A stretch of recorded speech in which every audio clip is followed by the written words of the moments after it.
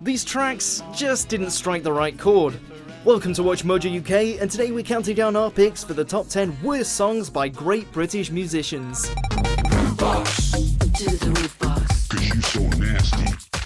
Before we begin, if you enjoy this video, please subscribe for more great content. For this list, we've gathered the most uninspiring, infamous, or just plain awful efforts by some of the UK's best-loved bands and solo performers. These are the artists we love, but the records we don't.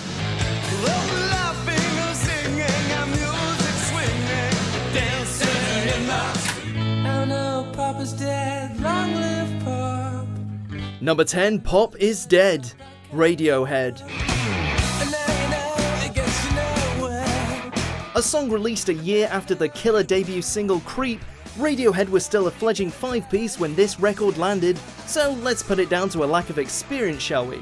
Pop is Dead takes aim at the mass media and music industry, but falls way short of other Radiohead anthems.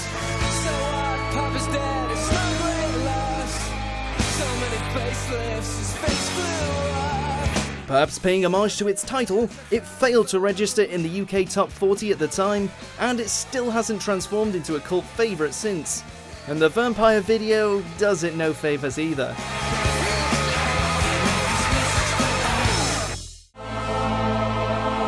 Number 9, The Second Law, Unsustainable, Muse.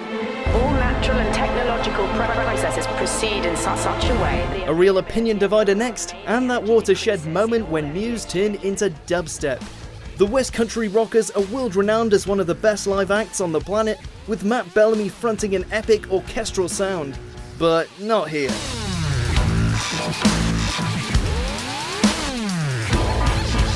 Supposedly inspired by a Skrillex gig, Unsustainable incorporates the electronic sound which was bang on trend at the start of 2010s, and it does make for a lively stadium show. But overall, the only thing unsustainable about this track is our desire to listen to it.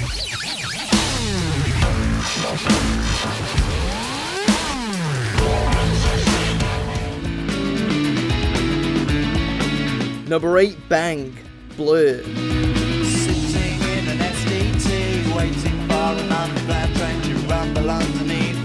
Given that Blur became one of the most influential bands of their era, it's a little surprising that their debut album Leisure hasn't been heralded as a masterpiece.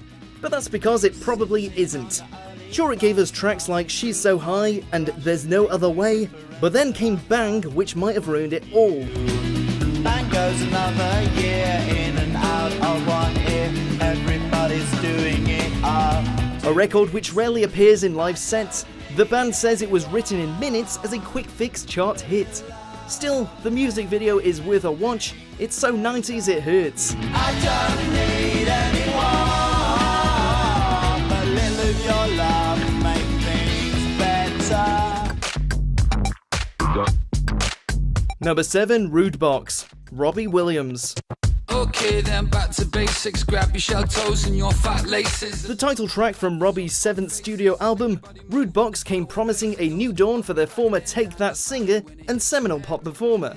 But the apparently contemporary sound left critics and even die-hard fans feeling confused. 'Cause you so nasty. Rudebox. Shake your Rudebox. Why you so nasty? With laughable lyrics, lackluster vocals, and a look which dated very quickly, nothing about this record caught on. The song just screams of someone trying and failing to be down with the kids. That being said, Rudebox did top the charts in Europe, so someone somewhere liked it. Do the Rudebox. Shake your Rudebox.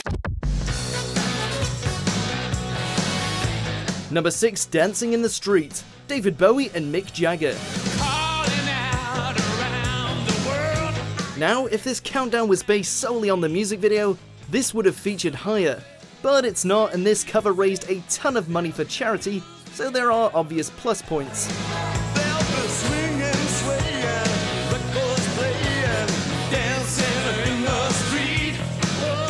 But while you've got to admire Bowie and Jagger's commitment, it's a head-scratcher as to how two cultural icons could create something so corny. Recorded at Abbey Road Studios in just a few hours, the song clearly served a purpose though, scoring number 1 for 4 weeks with all its profits going to Live Aid.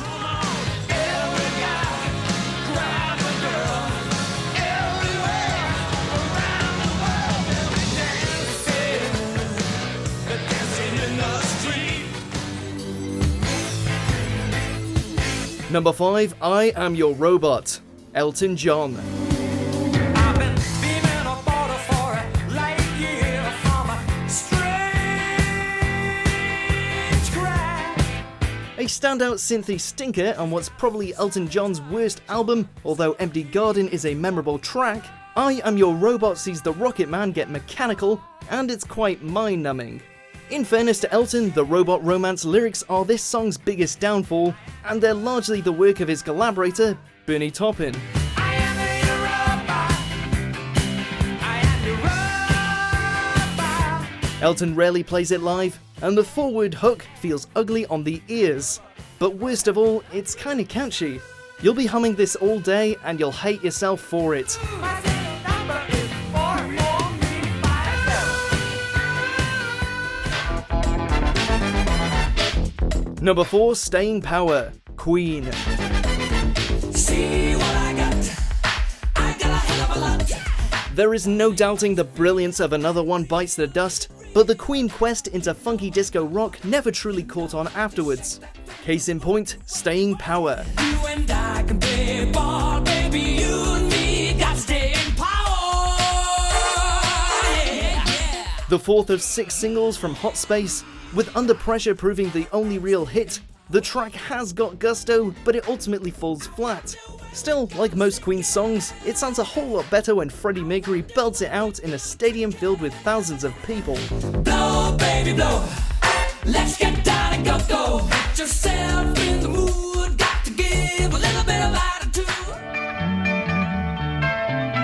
Number 3, Gomper, The Rolling Stones. By the lake with lily flowers. As undisputed pioneers of British rock, the Rolling Stones will always be remembered for their hits rather than their misses, but we've got to give Gomper a mention. An album track on the Stones' 6th British studio record, Their Satanic Majesty's Request, is forever criticised as a copycat Beatles number. The birds hover high. She moans with a sigh. In fact, the whole Satanic Majesties feels a lot like the Beatles' earlier album, Sgt. Pepper's Lonely Hearts Club Band, only nowhere near as good. The Stones were best when they were setting trends, not chasing them.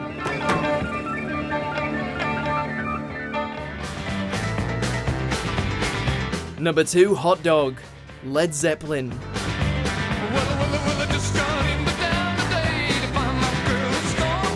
A band which prided itself on maintaining a progressive style, there was bound to be some blips along the way, right?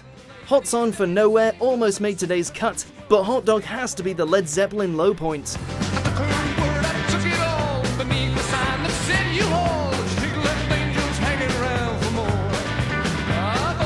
A rockabilly run-through for the band's last original album is just a touch too silly and throwaway. Lined up alongside the rest of Zeppelin's back catalogue, it feels like a novelty record, like a panda pop in a case of fine wine. Before we unveil our top pick, here's a few dishonourable mentions. She's all I need, all my life. I feel so good if I just say the word. Su-su-su-dee. Is that my mother on the phone? The telephone is screaming. Won't she leave me alone? The telephone is ringing. Is that my mother on the phone? Oh. Number 9. Number 1, Revolution 9, The Beatles. As arguably the most influential band of all time, the Beatles continually redefined what pop music could be, and they usually got it right. But Revolution 9 remains a sticking point for fans and critics. A sound collage primarily created by John Lennon. Advocates for this track say it's an avant-garde protest performance, but the majority of listeners are left wondering what the heck they've just listened to. A source for countless parodies, it proves that even the best can have a bad day.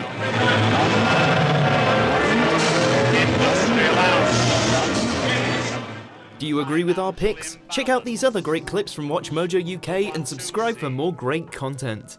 The twist. Eldorado.